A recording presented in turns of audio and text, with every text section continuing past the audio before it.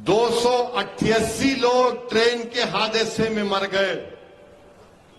हमारे prime minister भी पहुंच गए, मगर कैसे हादसा हुआ वो मरने वाले नहीं मालूम किस किस के भाई बहन थे। मगर हमारे वतन अजीज में जब गरीब मरता है, चाहे किसी मजहब का हो, हिंदू हो, दलित हो, आदिवासी हो, मुसलमान हो, ईसाई हो, जो गरीब मरता है तो गरीब की जान की कीमत हमारे मुल्क में नहीं है। सब मरते हैं, मगर दलित जब गरीब मरता है, मुसलमान या गरीब हिंदू मरता है, कोई उससे कोई इंसाफ नहीं होता। 2 दिन 4 दिन अखबार में न्यूज बनती है, उसके बाद कोई उस गरीब को पूछ कर नहीं देखता। आपको मालूम, आदिवासी लोग हमारे मुल्क में 70 लाख आदिवासी लोग डिस्प्लेस हो चुके, कोई पुरसाने हाल नहीं। 288 लोग मर गए, इसका ले लो, मौज बनाओ, मगर कैसे मरे उसका जवाब कौन देगा? क्यों मरे उसका जवाब कौन देगा? क्या वजीर आजम के जाने से इंसाफ हो जाएगा? अब सीबीआई को दे दिया आप। मेरे अजीज दोस्तों और बुजुर्गों, अफसोस होता है, तकलीफ होती है जब इस तरह के नजारे हम देखते हैं। 3 ट्रेन, 1, 2, 3 ट्रेन में टक्कर, और विश्व गुरु की बात नरेंद्र मोदी करते हैं। भारत सुपर पावर बन गया है, 3 ट्रेन की टक्कर को आप नहीं रोक सक रहे। मुझे मालूम कि आज की तकरीर के बाद बहुत तकलीफ होगी बीजेपी वालों के पेट में। अब आप हमको बोल रहे लव जिहाद। अच्छा, वो एक भोपाल का मजे का किस्सा हुआ, पढ़े अखबार में? नहीं पढ़े? नहीं पढ़ते तुम लोग? खैर मैं ही पढ़ा। वो एक बीजेपी की एमपी है मोहतरमा, उन पे बहुत बड़ा वो मालेगांव का मुकदमा चल रहा। तो एक बच्ची के अम्मा बाबा उनको जाके बोले, मैडम हमारी बच्ची किसी के इश्क में मुब्तला हो गई। तो उन्होंने बोले उसका एक ही इलाज है, उसको ले जाकर केरला पिक्चर दिखाएंगे। क्या नाम है केरला? हाँ? हमारे एमएलए अच्छा जानकारी रखते हैं। तो बहरहाल केरला स्टोरी लिख जाके वो मैडम दिखाए बच्ची को, उन्हें देखने के दिन उसी रात अपने घर से भाग गए। अरे क्या दिखाया रे भाई तू उसमें? उन्हें भाग गए। मीडिया लिखा, मैंने लिखा, उन्हें भाग गए। इसीलिए हम बोल रहे गवर्नमेंट से, ये इसके मामलात में मत आओ आप। जो सही कर रहा है कर लें दो, मगर आप कबाब में हड्डी नहीं बनेंगे बल्कि पत्थर बनेंगे। अब आप बोलते लव जिहाद। अच्छा, अगर महाराष्ट्र में लव जिहाद हो रहा है तो एक एस्टिमेट दो, नंबर दो कि अहमदनगर में ये हुआ, कोल्हापुर में ये हुआ, सांगली में हुआ, वेस्टर्न महाराष्ट्र में हुआ, मराठवाड़ा में हुआ।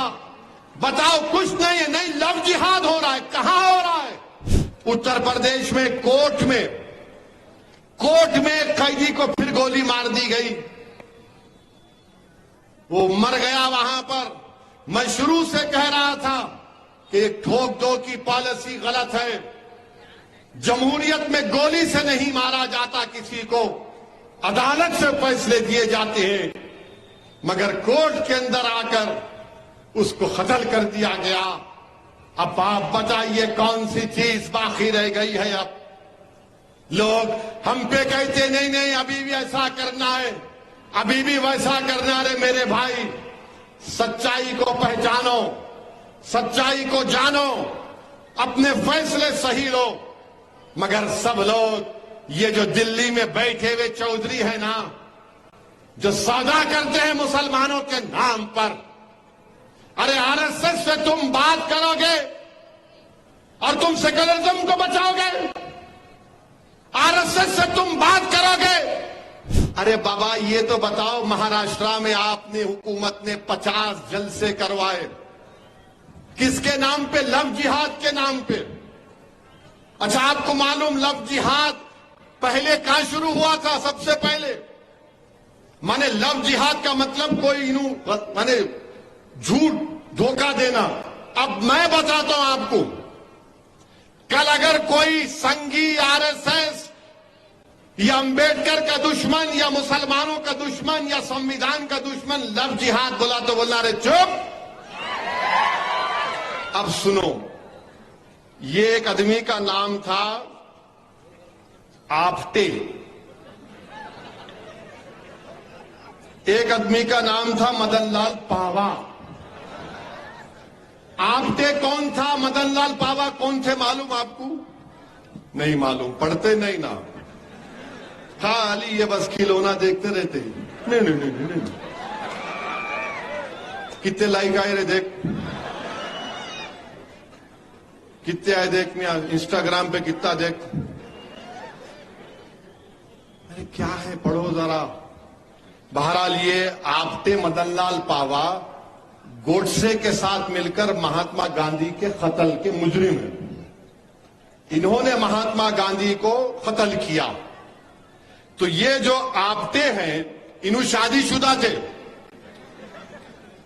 आपटे शादीशुदा थे, मगर चोंच मारने की बीमारी थी इनको।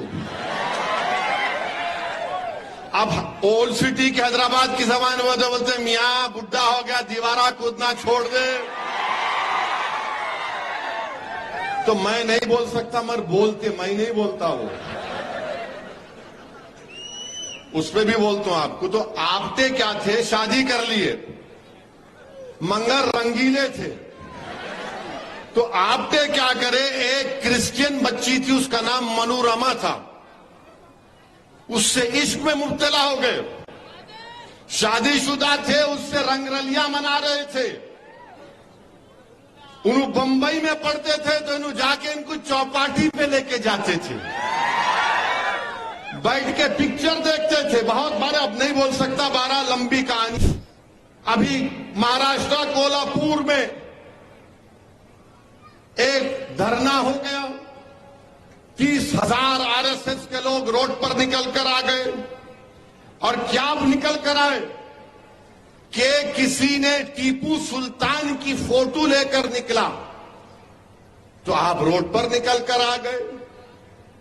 मैं नरेंद्र मोदी देश के प्रधानमंत्री, वजीर आजम से और बीजेपी आरएसएस से पूछना चाहता हूं, जब आपने अनलॉफुल एक्टिविटीज प्रिवेंशन एक्ट में, उसके फर्स्ट शेड्यूल में आपने 44 ऑर्गेनाइजेशन को कहा कि बैन है, तो आप एक लिस्ट बना दो कि नाम टीपू रखे तो बैन, औरंगजेब रखे तो बैन, बाबर रखे तो बैन, खिलजी रखे तो बैन, जहांगीर रखे तो बैन, बहादुर शाह जफर रखे तो बैन, शाहजहां रखे तो बैन, कुली कुतुब शाह रखे तो बैन।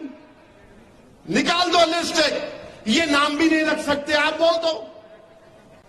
टीपू की फोटो लेकर गए, तो उनका एक मिनिस्टर है महाराष्ट्र का, गार्डियन मिनिस्टर दीपक केसरकर उनका नाम है। उन्होंने बोले कि हम 21 लोगों को पकड़ लिए।